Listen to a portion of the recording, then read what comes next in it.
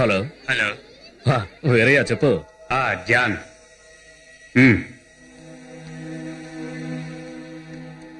ఒకసారి నువ్వు ఇక్కడికి రావాలి.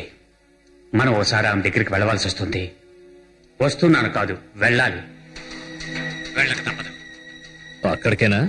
అవును. డ్రైవర్ వద్దురా, కారు తీసుకుని వచ్చాయి. కారు నడపడం నా వల్ల కాదు. సీన్ అర్థమైంది. నువ్వింకా తాగద్దు, నేను వెంటనే వచ్చేస్తాను. డాడీ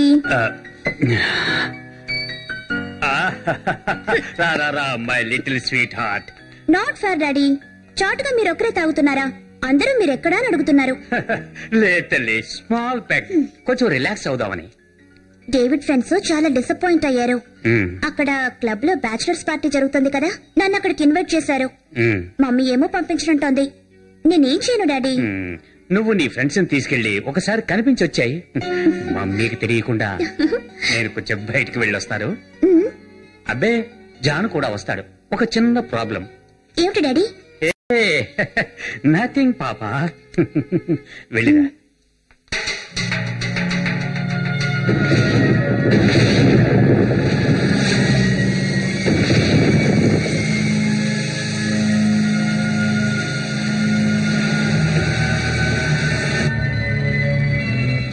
భార్య పిల్ల ఉన్న విషయాన్ని నేను దాచిపెట్టి ఎలీసాకి దగ్గర అవ్వలేదు.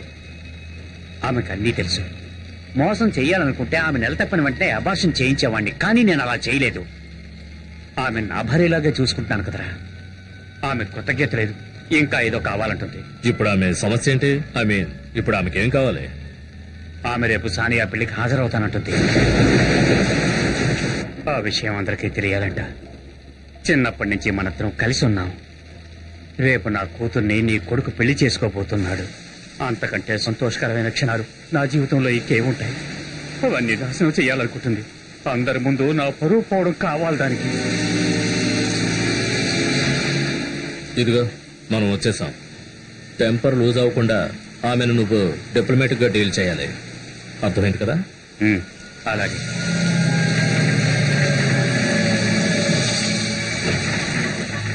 అతనెవరు? మీ బావమరిది పాల్.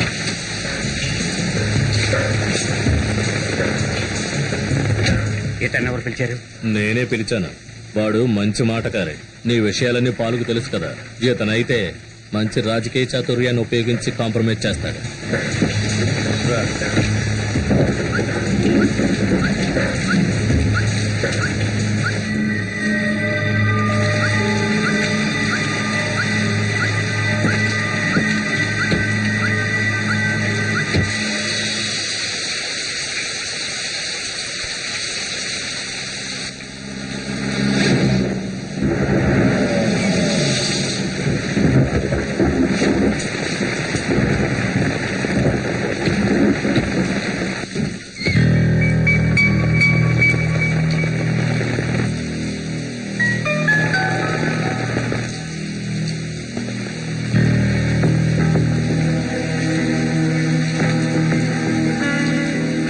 నువ్వు వెళ్ళు, కొంచెం మెత్తగా మాట్లాడు. నేను జాను బయటే ఉంటాం. అవసరం వచ్చినప్పుడు వస్తే చాలు కదా. అవును, అదే మంచిది.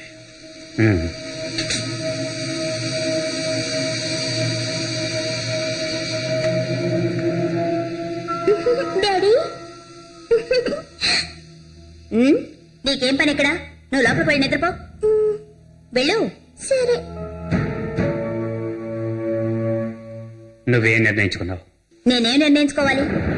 నీ ప్రయాణ విషయం నీకు ముందే చెప్పాను కదా, పాపం తీసుకుని వెళ్ళిపోవడానికి నేను సిద్ధంగా లేను. వెళ్ళిపోమలేదే. నువ్వు ఎందుకు ఇలా మాట్లాడుతున్నావు?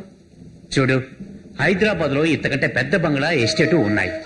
అది నీ పేరు మీదే రిజిస్టర్ చేయిస్తాను. రేపు సానియా పెళ్లి అయిపోతే నేను ఫ్రీ అయిపోతాను. ఒకవేళ ఒంటరిగా వెళ్ళడం నీకు ఇష్టం లేకపోతే నేను వస్తాను. మీరు కూడా రావద్దు. అది మాకు ఎంతో సిగ్గుచేటు కదా. వేరే దొరగారు ఉంచుకున్న దాన్ని ఆవిడ కూతుర్ని ఊరు దాటించే ప్లాన్ తో వచ్చారనమాట. ఉంచుకున్నానా? ఇదిగో నీ నోటిని అదుపులో పెట్టుకో. ఊళ్ళో వాళ్ళు అనుకునే మాట అదే కదా. వాళ్ళు అలా అంటే అన్నే, కానీ నేనెప్పుడైనా అలా చూసానా? అలా ఎప్పుడైనా నేను నిన్నన్నానా? నేను పబ్లిక్ చేయలేదు, అది నిజమే. అయినా మన ఇద్దరి గురించి ఊరందరికీ తెలుసు. తెలియనివ్వు, ఊరంతా తెలియాలి. అదే నాకు కావాల్సింది.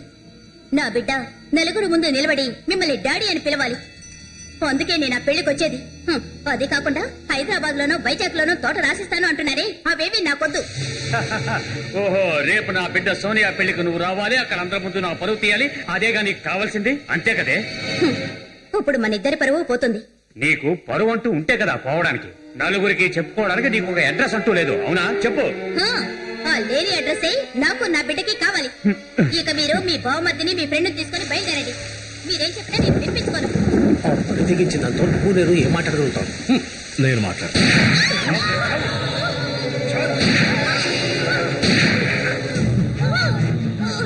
నిన్ను చేరదీసి జీవితంలో చాలా పెద్ద తప్పే చేశాను. నిన్ను ఇలాగే వదిలేస్తే నాకు జీవితంతో మనశ్శాంతి లేకుండా చేస్తావు, దుర్మార్గురాలా.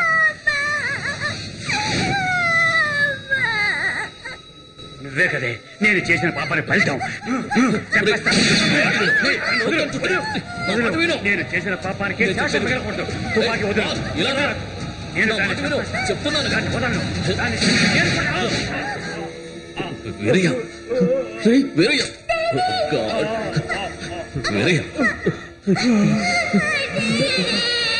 నా తప్పేం లేదురా.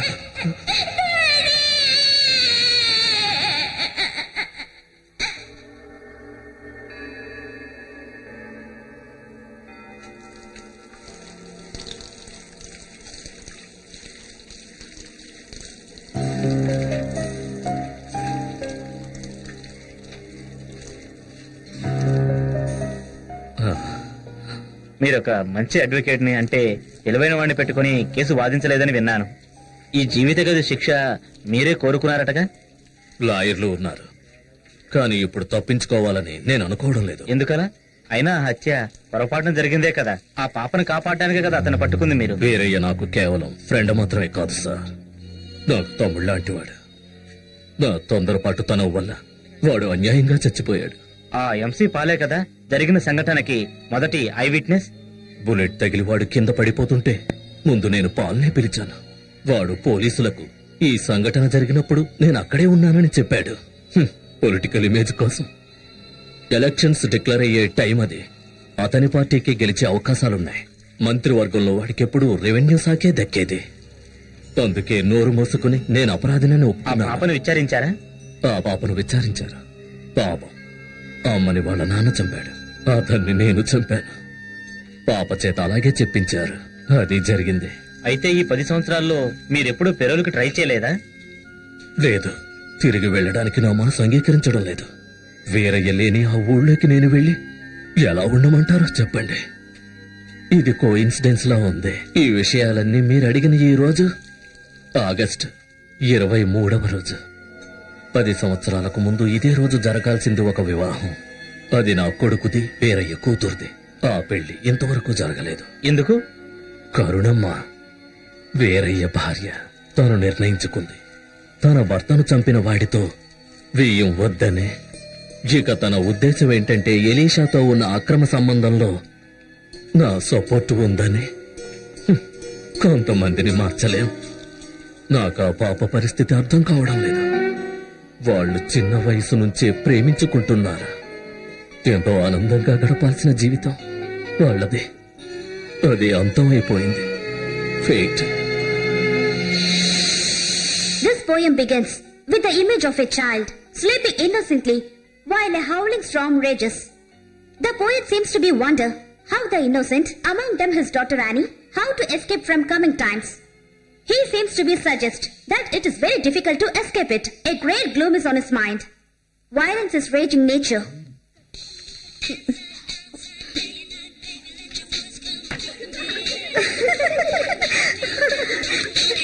Rama, I told you many times. ఇంకొకసారి సెల్ రింగ్ అయిందంటే దాన్ని బయటకు విసిరేస్తాను, జాగ్రత్త. Mind it. Sorry madam. SIT. So, violence is raging nature. Whose phone is that? It's yours, ma'am. Sorry. Hello? నేను క్లాస్ లో ఉన్నాను. ఏంటి? I can't hear you. Hello? I can't hear you. Hello? Hold on for a second.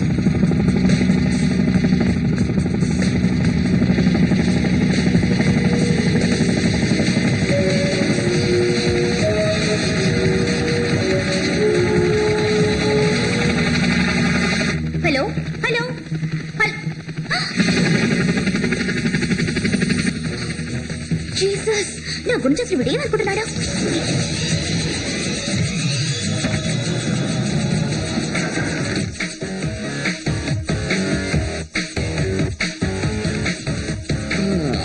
ఎక్కడ నువ్వు నా ఉద్యోగం ఓడగొట్టించేలా ఉన్నావు.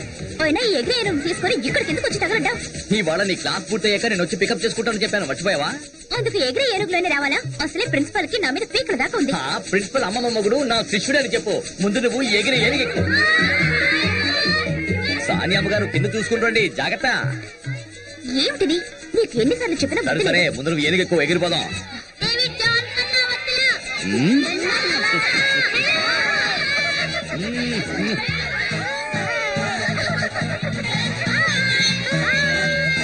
త్వరగా ఎక్కు.